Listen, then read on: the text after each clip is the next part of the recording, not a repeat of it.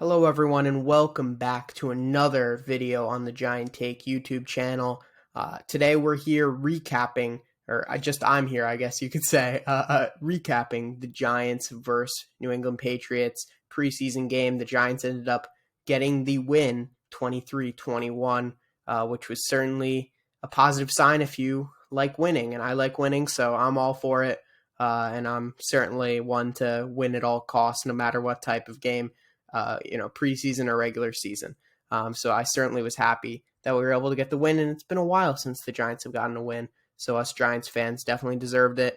I'm just going to go through a little bit of what happened during the game, some of my notes. I took notes throughout the entire game, and then I'll talk about which players stood out to me and which players disappointed, in my opinion at least. I'm sure everyone has a different opinion and everyone will disagree, as I saw on Twitter when I was tweeting out some of my opinions.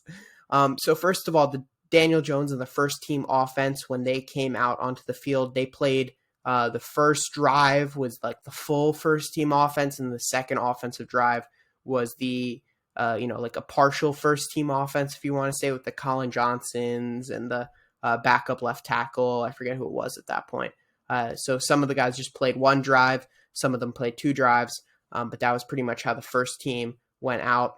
So Daniel Jones and the first team offense actually were kind of on a roll to begin the game.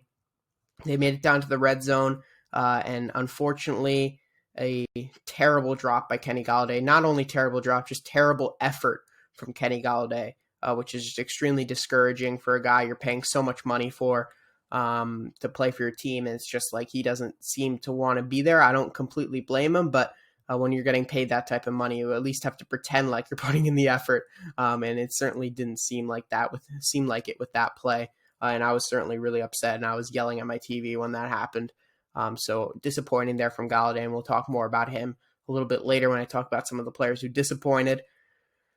I'd say on that first drive and just throughout the game in general, pass blocking, run blocking, I don't know if it's the coaching or whatever it is, maybe just better players all over in terms of the first, second, third team units, but it just looked so much more cohesive, better. We had a pocket for the quarterback. We were getting blocks for our running backs. Like, it just seemed like our offensive line looked vastly improved, at least as a unit. Certain individuals definitely didn't play as well. Some played better. But certainly as a unit, they looked a lot more cohesive. Kayvon Thibodeau had a really strong start. I thought he set the edge well. He forced a false start on the Patriots backup tackle, for whatever that's worth. And I thought overall he was kind of all over the place, and he really made a few good tackles. Thought it was a positive start from him in only two drives, one of them being quite short. Aaron Robinson struggled mightily today in the one quarter he played. He started on the outside and was getting absolutely torn apart. Bill Belichick was targeting him on every single play. You could tell he got burnt twice. One of them was a catch, and then he got penalized for taunting in the end zone.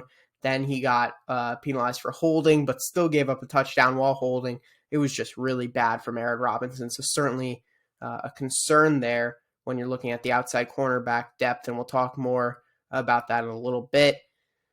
Brian Dable pulled the Joe Judge. He did the fourth down, run everyone out there, and let's pretend like we're snapping the ball, and then we're not actually snapping the ball. I think Joe Judge was smiling over there, so that was quite funny, and Giants fans were freaking out on Twitter.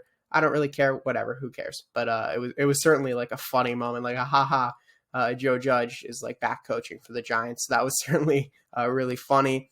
Cordell Flott actually got a couple of snaps on the outside, which was interesting. I've been calling for that all off season, actually. So it was interesting to see that it finally happened. In training camp, he's mostly been in the slot, primarily in the slot, actually.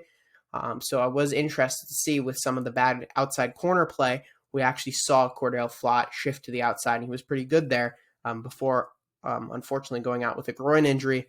We don't have the details on that yet. I'm literally recording this right after the game, so I don't have like any of the injury details or the post-match, post-game thoughts or whatever. So this is purely what I saw on the field, and I think it's better that way. Anyway, Davis Webb led a drive down the field in the third quarter right when he started for an Antonio Williams touchdown. All the running backs played really well today. I'll talk about that in a little bit as well. but Antonio Williams was the main key component of that drive, and he led them down for a touchdown. Linebacker Austin, I believe it's Calitro, with the bat and interception. He had a really good play for a turnover. And Davis Webb at the end of the game, don't give him too much time. 4 minutes, too much time, Bill Belichick. You can't leave Davis Webb that much time.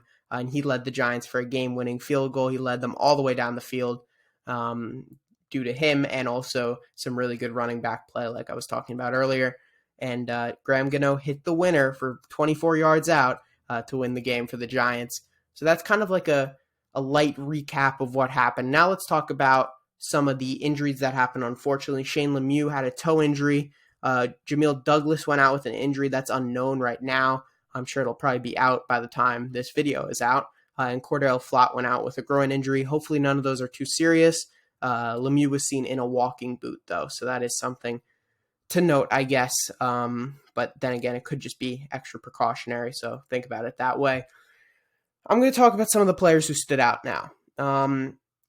This is a weird one, but wide receiver Colin Johnson kind of looked like what we thought Kenny Golladay was going to look like, but obviously had the fumble, so that's not good. The fumble was bad. But overall, he had a ton of nice catches, ran smooth routes, crisp routes, and obviously has that size. He has that, contested catchability, I guess you can say.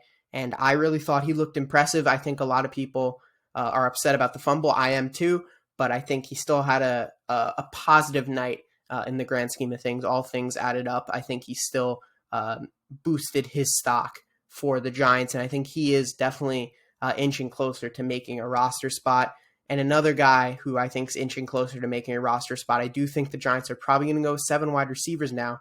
I guess a little bit of overreaction after the first preseason game, but if I were to do that, I'd say 7 wide receivers probably on the roster. Richie James had a deflected catch. It was going to CJ Board. It bounced off someone's helmet and he caught it. It was some crazy circus catch. And then he had a really smooth route for a touchdown from Tyrod Taylor.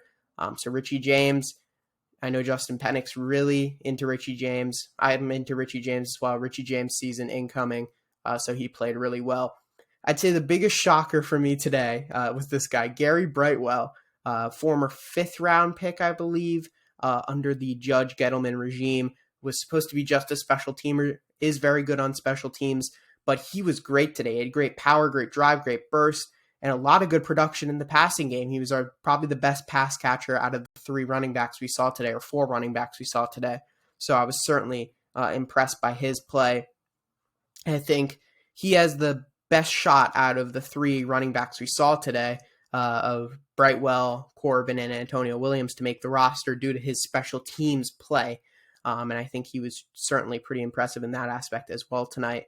So I was happy, and I was, pleasantly surprised by Brightwell's play. So I'm excited to see how he does going forward.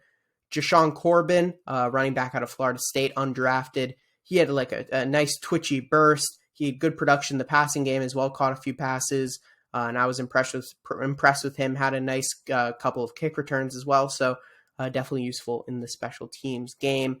Liked him a lot. I thought all of the running backs did really well. And then Antonio Williams, he's just a powerful runner. He has good burst, and he got the touchdown, actually. Or I believe he got 1 touchdown in that initial Davis Webb 3rd quarter drive. So Antonio Williams, certainly impressive as well. I thought all 3 of those guys were very impressive. Even Sandro Platzgummer in the short couple of plays that he got looked pretty impressive as well. So running back 3 and 4, I think that competition is going to be spicy as we continue through training camp and towards the end of preseason, and I'm excited to see what happens there. I'm going to go to the defensive side of the ball now. I got 3 guys who I thought stood out. Micah McFadden, I thought, looked really good. Great when called into blitz. He had impressive special teams play as well. And Darian Beavers, I thought, was the best player, probably the person who rose above expectations the most. He had great anticipation, made a couple of really important tackles. He had 2 tackles where he just anticipated the play. It almost seemed like he knew where the ball was going before the quarterback even knew. And it was certainly impressive. And I think that linebacker 2 spot, whether it be Tay Crowder, McFadden, or Beavers, is really up for play. So I'm excited to see what happens at that position as well. And I think Quincy Roche, who's kind of been, I don't want to say like blacklisted, but kind of thrown aside by this new regime. And he was playing with the third team a lot. And when he was playing with the second and third team today, I thought he was really good. He set the edge well. He was beating his man consistently. He got to the quarterback, made a couple of very important tackles in the run game. I was really impressed with Quincy Roche, and I think he will make the roster. I think he's just too good of a player to be passed upon by Brian Daboll and his staff. I'm going to talk about the 3 players that disappointed today. 2 of them I already talked about. 1 of them I have not. So I'll talk about the guys I already talked about. Kenny Golladay, awful drop, awful effort. Just not good enough at all. No separation. Not that that's expected, but just a continuing issue. When in today's modern NFL, you need separation. Kenny Golladay just doesn't get you separation. Aaron Robinson was absolutely awful. He got beat all night. It seemed like he just kind of lost his head at certain points after he kept getting beat all those times. And he certainly needs, maybe a week of practice, get back on the field against the Bengals and hopefully reset and, look to move forward. Evan Neal, he's the third and final guy here. Didn't have a great night. Looked slow out of the stance and got beaten a couple times in pass pro. There was definitely some positivity in his play as well. I'll leave more of that to Bobby Skinner from Talking Giants to go do his analysis. I know he's going to do that later on tonight, so make sure to go check that out. I'm not, an O-line expert. I guess I'm the O-line expert on this podcast, but I'm not an O-line expert, if that makes any sense. But from what I saw, from my amateur eyes, I guess you could say, he definitely didn't have the best day. I believe that is pretty much it for today's, recap. We'll talk about it more on the episode, which we should have probably out on Monday, I believe, where we're going to talk about this preseason game with Josh. He's going to come on and talk about it as well. And we'll talk about training camp as well on Sunday. And I believe that's it. Make sure to go follow us on Twitter at The Giant Take Pod. And thank you, everyone, for watching, and we'll see you next time.